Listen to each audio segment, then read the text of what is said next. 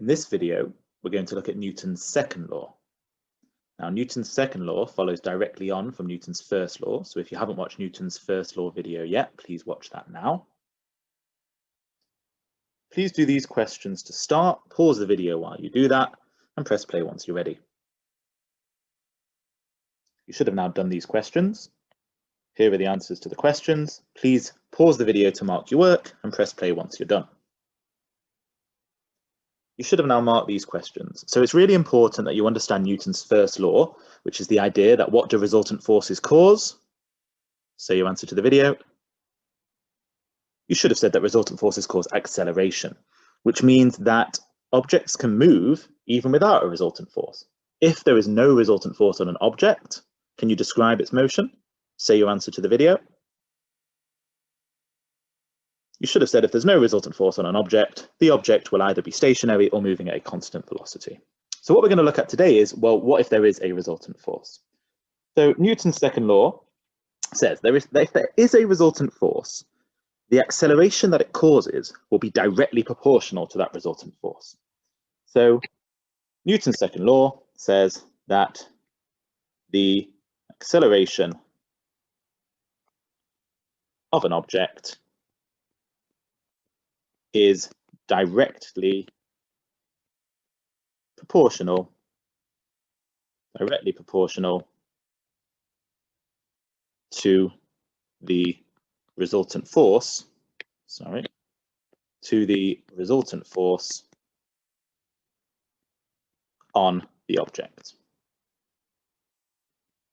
We can put that in symbols by doing this. Acceleration is directly proportional to the resultant force on the object.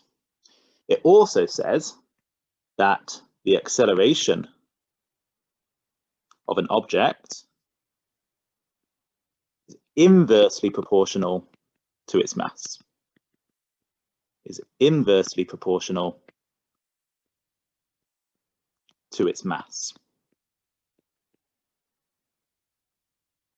And we can put that as symbols as acceleration is proportional to 1 over mass. So what this means simply is that the bigger the resultant force on the object, the bigger the acceleration, but for a certain resultant force, the bigger the mass, the smaller the acceleration. So what this first part says, which I'm circling in red, this says that if you've got an object of a certain mass, if you double the resultant force on that object, you will double the acceleration. If you triple the force on that object, what will happen to the acceleration? Say your answer to the video. If you triple the force, it will triple the acceleration. What if you half the force? If you half the force acting on this object, what will happen to the acceleration? You should have said the acceleration will half. I'm going to circle the other bit in green now. So this says if you have a resultant force acting on a certain object, and then you change the mass of that object. If you double the mass, for example, that will half the acceleration. If you triple the mass, what will that do to the acceleration? Say your answer to the video. You should have said it will divide the acceleration by 3. What if you half the mass? What will that do to the acceleration? You should have said that if you half the mass, it will double the acceleration. So if we combine these two statements together, we then get Newton's second law. So we can say the acceleration of an object is directly proportional to the resultant force on the object and inversely proportional to its mass. We can then combine that all together to make the following equation. F equals ma. This is a really famous physics equation. F is resultant force, m is mass, and a is acceleration. What are the units of resultant force? Say your answer to the video. You should have said that the units are newtons. What are the units of mass? Say your answer to the video. You should have said kilograms.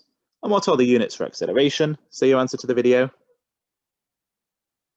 Hopefully you've remembered that the units for acceleration are meters per second squared. So this is the equation which encapsulates Newton's second law. So if you're ever asked what is Newton's second law, you should say the full description in words. But whenever you're solving mathematical questions, this is the equation which you are going to use. So let's do some examples. So pause the video to read this question, have a go at it, and press play once you're ready. You should have now read this question and had a go at this question. I'm now going to do this question fully. So for part A, we need to find the acceleration. To do that, we're going to use the acceleration formula, which we've learned previously. What is the equation for acceleration? Say your answer to the video. You should have said that the equation for acceleration is change in velocity over time. So what is the change in velocity here? Say your answer to the video now. Well, the change in velocity is the difference between this number and this number. It's also decelerating. So this here is the final velocity, and this here is the initial velocity, which means we do 1.4 minus 29.3, which is 27.9. Over the time, well, the time is 1.5 minutes, so what should I actually write in? Say your answer to the video. I should actually write in 90 because I always need to have time in seconds. You're always allowed to use a calculator, so I'm going to do 27.9 divided by 90, and that gives me 0.31. What are the units for acceleration? You should have said meters per second squared.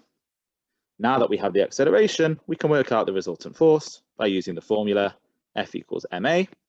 What's the mass that I need to put in here? Say your answer to the video. If you said 60, you're wrong because mass always needs to be in kilograms. You should have said 0.06 kilograms times the acceleration.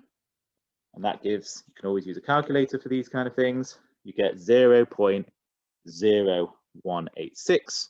What are the units for resultant force? You should have said newtons. Now, if you forgot how to go from grams to kilograms, then remember 1,000 grams is 1 kilogram. So if 1,000 grams is 1 kilogram, that means 60 grams, you just need to divide 60 by 1,000 to find out what 60 grams is in kilograms.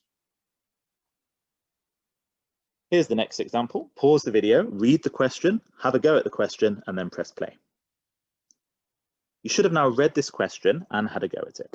So the first thing we need to know is, well, what is the resultant force on this object? So horizontally, what is the resultant force? Say your answer to the video now. You should have said 0. Vertically, what is the resultant force? Say your answer to the video now. Well, vertically, we've got 550 up and 230 down. So if we do 550 minus 230, that gives us 320 newtons. So the resultant force is 320 newtons. Is that the correct full answer for the resultant force? Hopefully you've said no. So what do I need to include? Say your answer to the video. I need to include the direction, which is up. Then I can use my equation, F equals ma. My resultant force is 320. My mass is 1.9, and I'm trying to find the acceleration. So I get acceleration is 320 divided by 1.9. You're always allowed to use a calculator. So 320 divided by 1.9 gives 168.4. That's a very big acceleration, not very realistic, but that doesn't matter. What are the units for acceleration? Say your answer to the video. The units are meters per second squared. So notice, a lot of people would get confused here and they wouldn't know which force to use. But this F in this equation, what does this F in this equation mean? Say your answer to the video. If you said force, you're wrong. It's not force, it's resultant force. It's the overall force. It's the equivalent force of all those forces acting together. So you always use the resultant force when using this equation. Let's do another example now. Pause the video, have a read of the question, do the question, press play once you're ready. So you should have now read this question and done this question. So I'm going to work through it. So the first thing I'm going to do to work out the resultant force is actually draw a free body force diagram. If you've not yet drawn a free body force diagram for this object, pause the video and do that now. So the free body force diagram looks like this. You've got 500 grams of mass. Well, 500 grams in kilograms is 0.5. And we need to multiply that by the gravitational field strength, 9.8. So that's the weight. We're told that the air resistance is 1.2. So there's quite a lot going on here. So what I've done first is I've worked out the weight. So weight is mass times gravity, 0.5 times 9.8, which is 4.9 newtons. And then I've drawn the diagram saying that the weight's downwards and the air resistance is upwards. I'm going to replace this with my 4.9 newtons, and now it's much easier for me to work out the resultant force.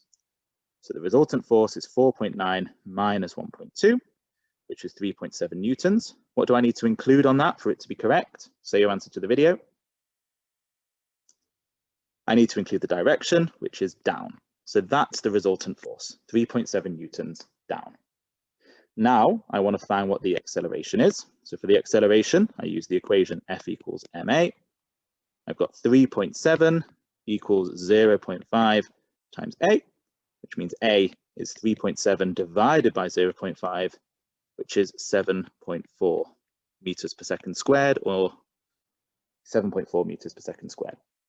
Now for part C, you could either go through the whole process and say, well, F equals ma, so the only force acting is the weight, which is 4.9, and that equals 0.5 times a. So a is 4.9 over 0.5, which is 9.8 meters per second squared. But you don't need to do that. You could realize that any object which is not undergoing air resistance, any object without air resistance will fall at 9.8 meters per second squared. That is a fact about all falling objects when there's no air resistance. All falling objects will fall at 9.8 meters per second squared. Please pause the video to do these questions. You should have now done these questions. Please mark these questions using these answers here. Pause the video while you do that. You should have now marked those answers. Please now do this question here. Pause the video while you do that. You should have now done this question. Please mark your answers using the answers here. Pause the video while you do that. You should have now marked your answers. Please do these questions here. Pause the video while you do that. You should have now done these questions. Please mark your questions using these answers. Pause the video while you do that. You should have now marked those questions. Please have a go at these 3 questions to finish. Pause the video while you do that. You should have now done these 3 questions. Please mark the questions using the answers here. Pause the video while you do that. So you should have now done those questions. So this video was about Newton's second law. The main thing to know is what Newton's second law is in words, and you should also know the equation for Newton's second law, F equals ma. We've done a few different examples of how to use that equation, but the main thing to remember is that the F in the equation is resultant force. I hope that this video was useful. Please like and subscribe to get more videos about GCSE physics.